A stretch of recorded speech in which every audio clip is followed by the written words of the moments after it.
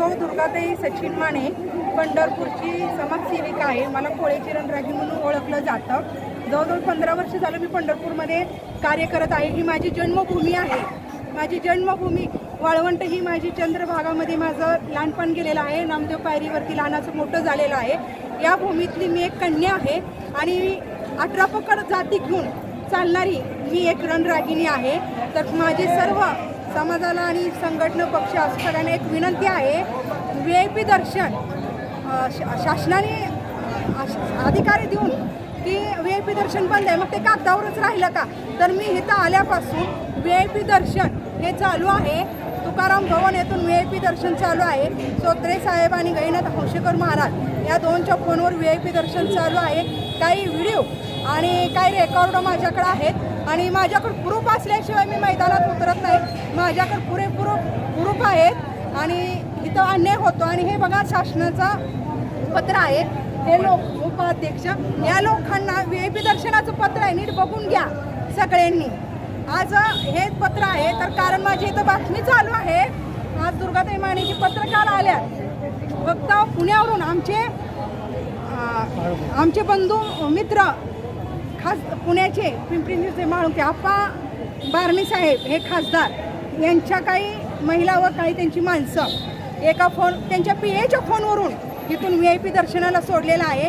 इथून त्यांचं VIP दर्शन pass झालं त्यावेळेस त्यांचा एक कर्मचारी येऊन त्यांना नामदेव पायरीपासून आत सोडतो। आतमधून त्यांचं VIP दर्शन जातं आणि स्वतः त्या महिलांनी मला तोंडानं सांगितलेलं आहे, त्यांचं रेकॉर्ड सुद्धा माझ्याकडे आहे, त्यांचं VIP दर्शन कशा पद्धतीचं झालं।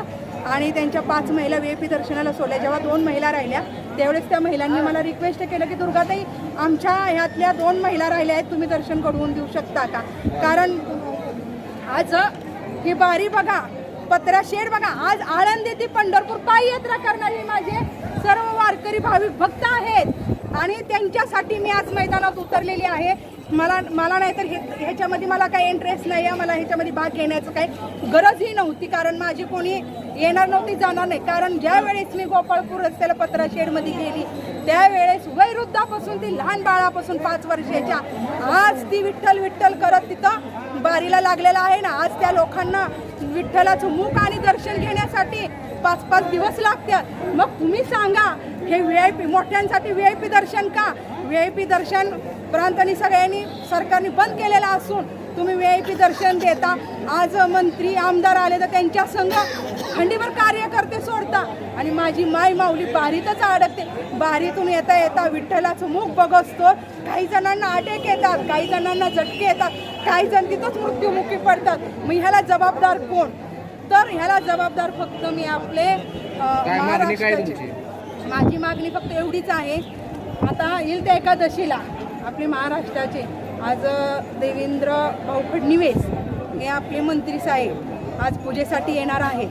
तर माझं एक इशारा आहे की या सरकारला आणि या मंदिर समितीला मनोज सोत्रे साहेब गहिनाथ हौशेकर महाराजांना सुद्धा माझा इशारा नव्हे तर ही मी करून दाखवणारी आहे की ह्या लोकांनी फक्त एवढंच करावं की येईल त्या 2 दिवसात मी इथं नामदेव पायरीपाशी आंदोलन करत आहे। आंदोलन नसेल तर मी आत्मदहन करणार आहे, कारण की माझ्या या सर्व वारकरी भक्तांवरती अन्याय केलेला आहे।